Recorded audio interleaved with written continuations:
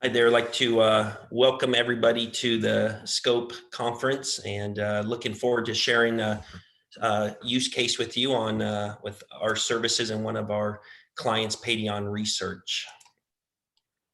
What we'd like to do today is give an introduction and then share with you a use case for our technology that our CRO client has needed to use for one of their studies.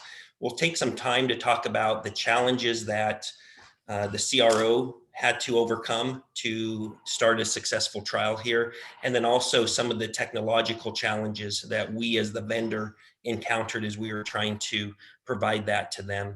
And would like to talk a little bit about how we found some solutions to keep their study on track.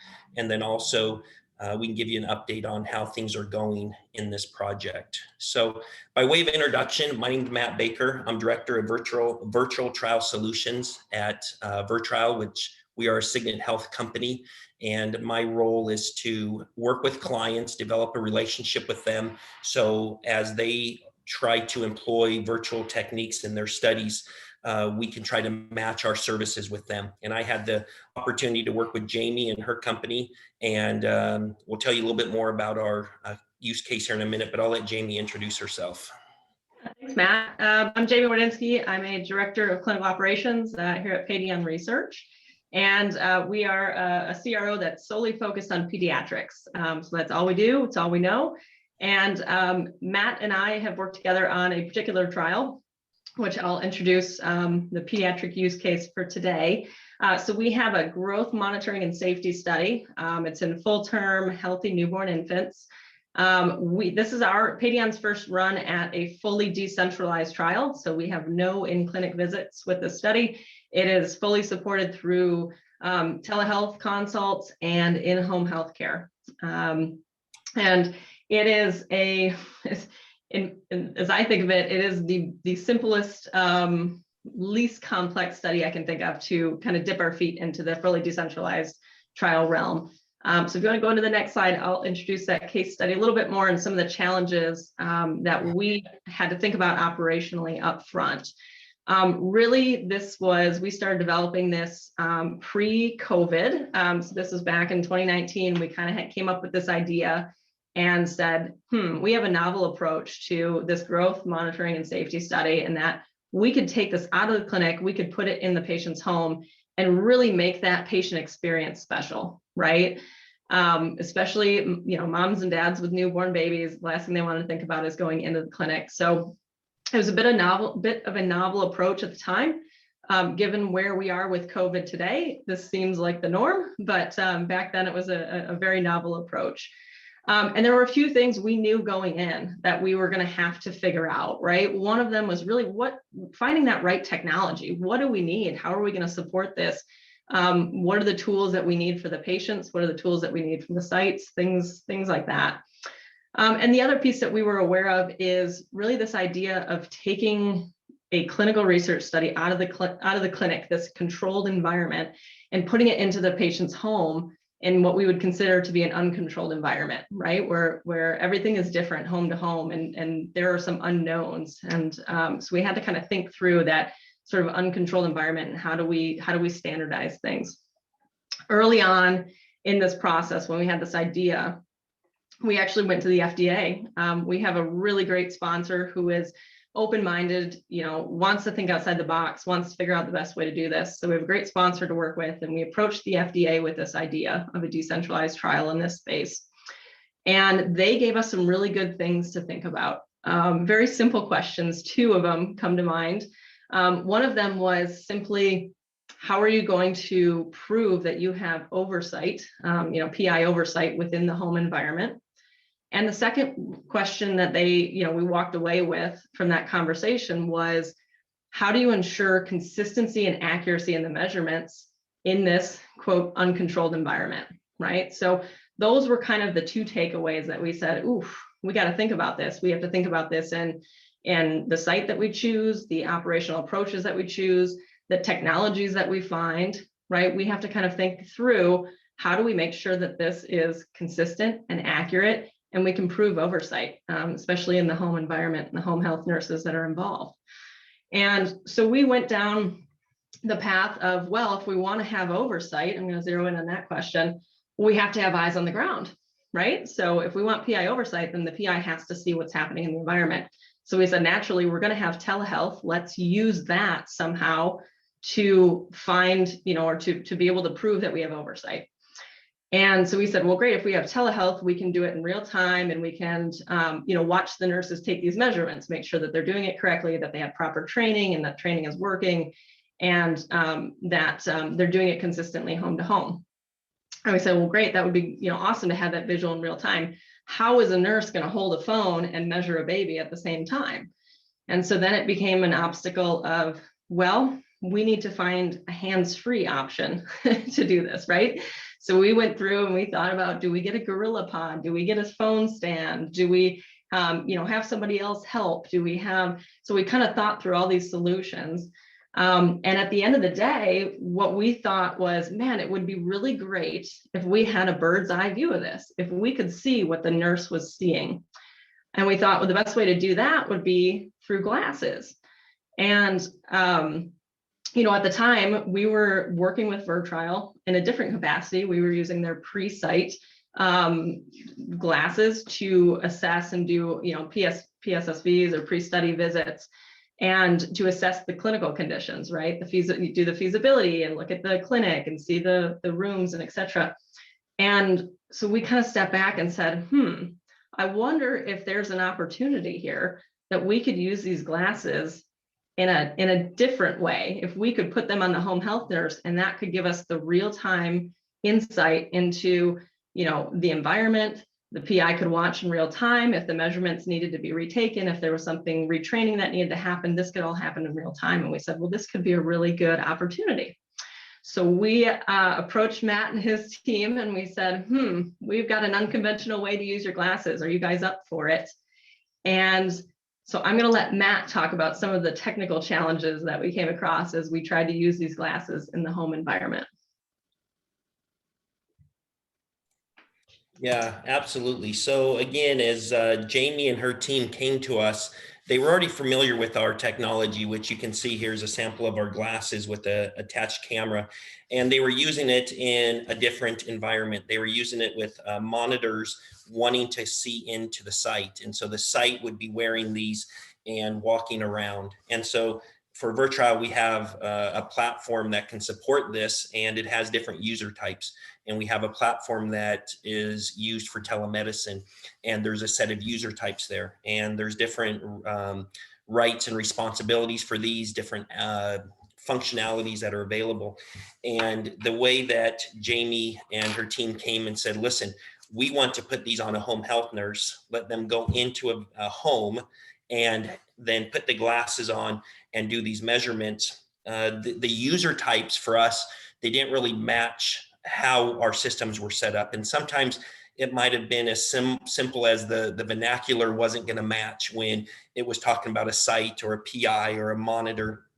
And so we didn't feel like we wanted to, just force them to use one of these apps that just wasn't going to work. And so one of the challenges we had was we had to quickly redesign an app for them that matched this specific user case. So that was not something that was super simple, but it also wasn't the most complicated thing that we've ever done. And so that was something that we had to work through. Mind you, I'll also give a little background. This was coming in like sometime around Christmas, and they had first patient in January, and people are off on vacation and going away for the holidays, and we're trying to figure out with these meetings like just questions about who are the users, who's going to set up the accounts and things like that. So we had to really work through some of those issues so that we could help them match their this technology with their use case. So that was one of our challenges, was how are we going to use, what's the app going to be? The second issue was centered around the devices that are used. Traditionally, these glasses are paired with a device that is configured for this specific user and is already set up so that a user can just come in, click start, put the glasses on, and they're ready to go. But again, that's in a different app, that's with different user types, and a device that we control, we provision, we have already tested extensively with our technology. So here we are again, Christmas time. Hey, Matt, we have this, but guess what? The home health nurses already have a different device that they're going to be using. So we don't want to incorporate another device just for this one aspect.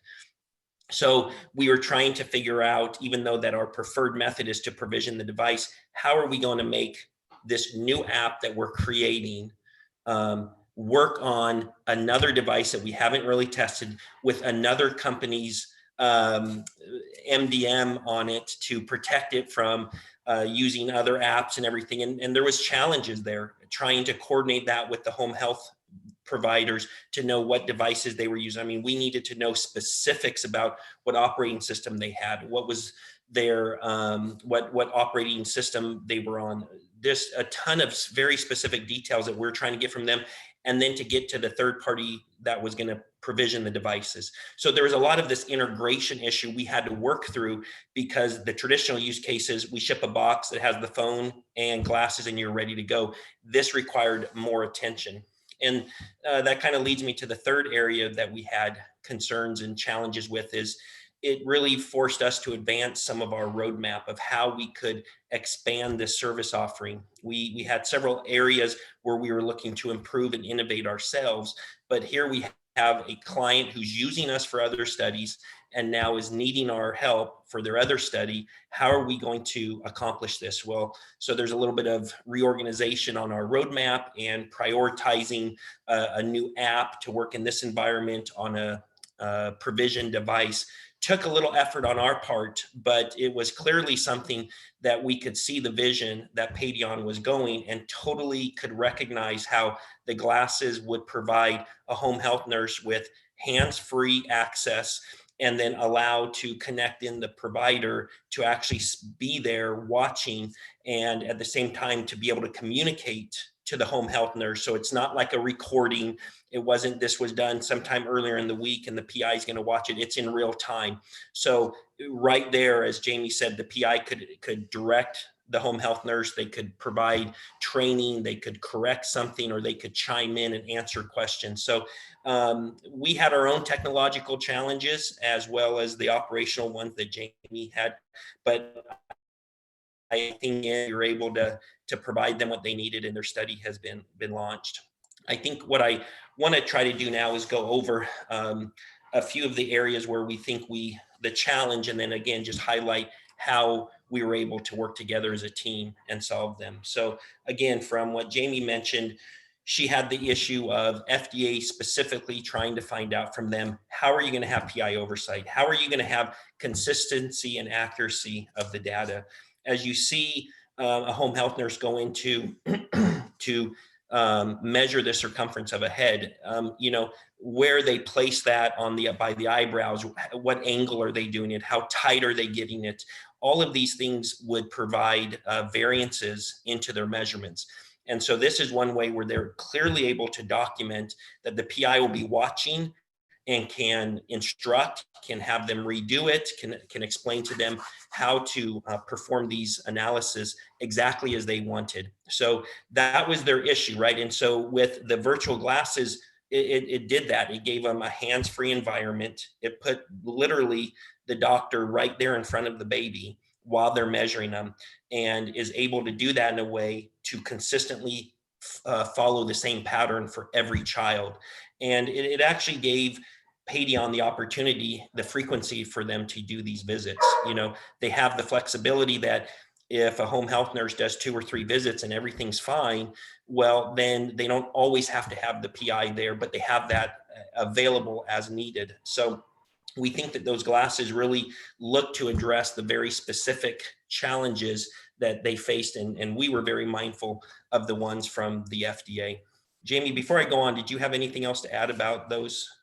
Yeah, absolutely. I think, the virtual glasses too allowed that relationship between the PI or the site and the home health nurses to be a true partnership, right? It wasn't an after the fact, oh, how'd you do? Or who was at that visit? Or how did that work? What are you guys seeing? What are the parents asking? It's not that lessons learned after the fact, it's in real time. And I think it really is adding to the partnership between the site and the home healthcare agency. So it's kind of a byproduct of, having that oversight, but also that communication is better. And, just having the real-time ability to, as Matt said, ask questions or confirm something or say, hey, can you do that again? I thought I saw something that didn't look right. All those things can be addressed in real time. And that's going to add to the, integrity of your data and the accuracy, which is exactly what we want. Yeah, for sure. And then, as we kind of highlight again, those challenges that I brought up with, we didn't have control of the devices. It wasn't the device we wanted to, or we normally provision.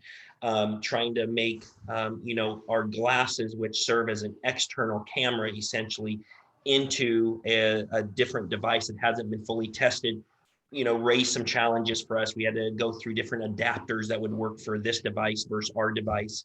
And then we also had those challenges that were centered around, you all were well deep into the planning of the study. And so you'd already kind of shifted gears from where you were thinking you were going to try to do this to us. So we were midstream, and all of a sudden now we've got, I think 30 plus home health nurses that were going to be receiving a package from us, and they were going to need to be trained on it. We're going to have to make sure they understood how to use the app, how to connect the glasses, even down to how they walk, right? Because you kind of need a little instruction. You're not used to having a recording device pointing out from where your eyesight is. So sometimes you might look someplace and you have to remind them that they need to go slow or turn slower or angle down in certain areas. So we had to figure out how to do all of this. And, luckily with our experience, we were able to update that app and get that to the provisioning company in time to where we were then able to train those home health nurses. And what we were able to do there is record that training as well, so that they had that ability to come back and review it if they forgot something, or if there was new home health nurses that came on board, they were able to have that accessible. And by quickly being able to get them trained and also have that connected through the new app, we even talked about, as a backup, we could quickly ship out our device if we had to, but that would have then complicated it more, because now the home health nurse would have had all these devices, and one would have been for when they needed the doctor, and one would have been when they were doing the visits. And we really didn't want to add that level to your study. And so we were thankful that we were able to get that app up into the system and with enough time, and then to train the home health nurses to where we were able to streamline them, and they weren't needing multiple devices for different visits. And I think we were able to really provide that. So, Jim, I don't know if you had any other questions about that before I move on.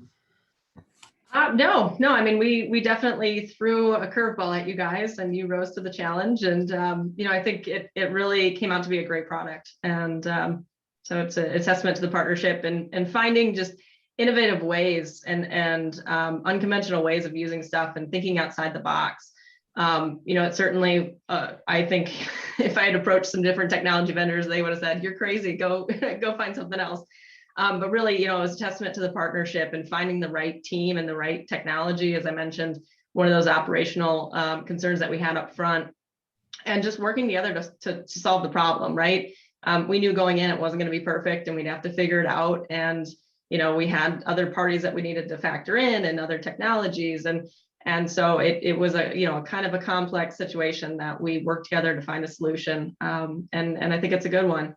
And where we are in the study today, we actually just launched enrollment, so I'm excited to see kind of where this takes us in the next month here, and how this technology works, and where we can refine it, and where we can use it in the future. Like I said, this was sort of a fresh take or a novel approach, and just thinking outside the box, and what was the challenge, and how can we solve it, and what's the best way to do it, and keep the user experience for the site and for the patient a good user experience, right? Something that they would want to participate in again, and not cause the different technologies or the new technologies to be a barrier to participating in clinical research, but really an opportunity to participate in clinical research. So. Yeah, and I think I would just close our meeting with two concepts or two thoughts here. Is one, I think, Paidion should be commended for what I call their courage to pivot, right? They were involved, they were awarded a study, they had kind of put together some pieces that they felt they could do the study, but it just started to feel disjointed and wasn't going to be the optimal solution. And I think they were really stuck. And again, this was around the holiday seasons for them to say, wait a minute, why are we, looking past these glasses? We've used them before. Why can't we just use it here? So they had the courage to pivot. And I think that a lot of people in this industry have started to have that courage. And from somebody at a technology company, we commend them, because this is where we're innovating and trying to keep progress moving forward. And they could have easily said, oh man, we're going to miss first patient if we try and switch a vendor or update the way we're going to do this. And luckily we had the relationship to do that. And I think that would be my second point, is I think the relationship that people in the pharmaceuticals and CRO industry have with their technology vendors is critical. You're going to run into bumps. I mean, I know we sent samples to this person or that person. We had to work on things and had to work through a broken glass here, or this app, this connector doesn't work. And I think it could have been real easy for Paidion to go, we shouldn't have taken this step. We shouldn't have had the courage. Let's just go back and just deal with what we have. But I think you really have to look at this shift to a decentralized model as a relationship, and to have that with these vendors, because there's going to be bumps in the road. There's going to be last minute changes. And the better relationship you can have with those people will, hopefully get you through.